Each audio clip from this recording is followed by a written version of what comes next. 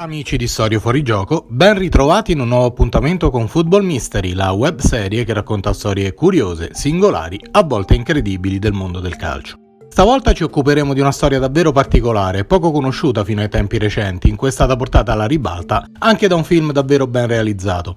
È la storia della truffa di Kaiser, ovvero Carlos Enrique Raposo, il più grande finto calciatore della storia.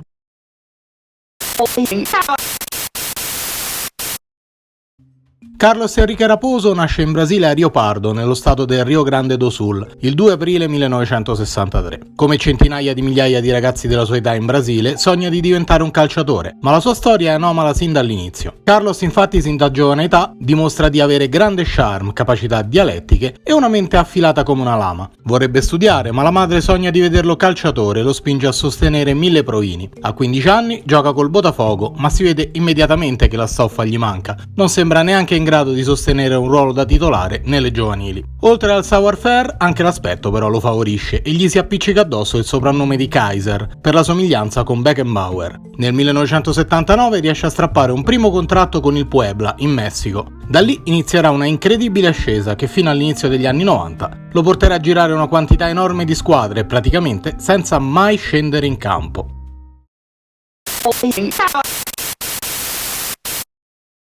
Kaiser infatti sin da giovanissimo allaccia rapporti di amicizia con calciatori del calibro di Renato Portaluppi, Romario, Bebeto, Edmundo e molti altri. Dai campioni brasiliani degli anni 80 a quelli della generazione successiva, tutti sono stregati dal fascino di Carlos nelle pubbliche relazioni e pretendono la sua presenza in squadra, nonostante un particolare non di poco conto. Kaiser a pallone proprio non sa giocarci, ma la sua fitta rete di contatti permette la creazione di uno scambio vantaggioso. Grazie alle raccomandazioni e alle pressioni di calciatori straordinariamente influenti, Kaiser viene ingaggiato di nuovo dal Botafogo, poi dal Flamengo, infine persino in Europa dall'Ajaccio e poi ancora con la Fluminense e il Vasco da Gama. Questo senza mai giocare una singola partita. Ogni volta che rischiava di essere chiamato in causa, fingeva infortuni impossibili da verificare in un'epoca in cui i club non erano ancora dotati di risonanza magnetica. Quando serviva, un amico dentista gli procurava certificati medici autentici da sventolare in faccia ai dottori delle società in cui giocava. In un'epoca senza internet, Kaiser approfittava della mancanza di informazioni. Quelle poche che gli servivano lui le confezionava a puntino grazie a qualche amico giornalista. Bastavano un paio di articoli che ne parlassero bene e la diceria popolare avrebbe fatto il resto. Un giornale arriverà addirittura a titolare "Il Bangù ha già il suo re, Carlos Kaiser".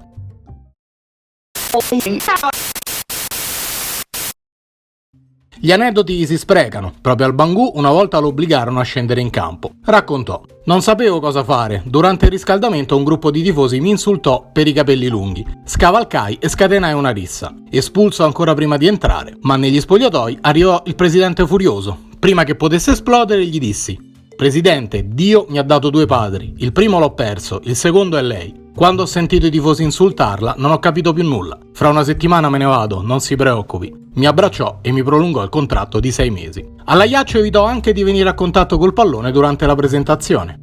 Mandò in delirio i tifosi semplicemente avvolgendosi nella bandiera della Corsica e tirando in tribuna verso il pubblico tutti i palloni disponibili.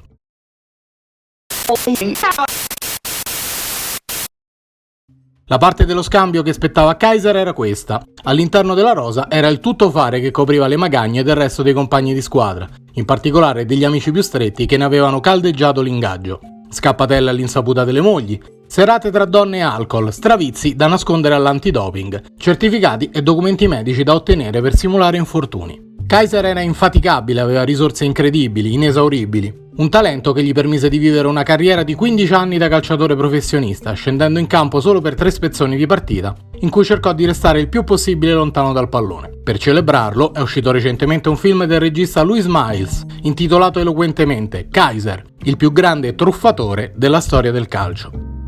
Se il video ti è piaciuto, non dimenticare di lasciare un like e soprattutto di iscriverti al canale per essere sempre aggiornato sui prossimi appuntamenti di Football Mystery. Alla prossima!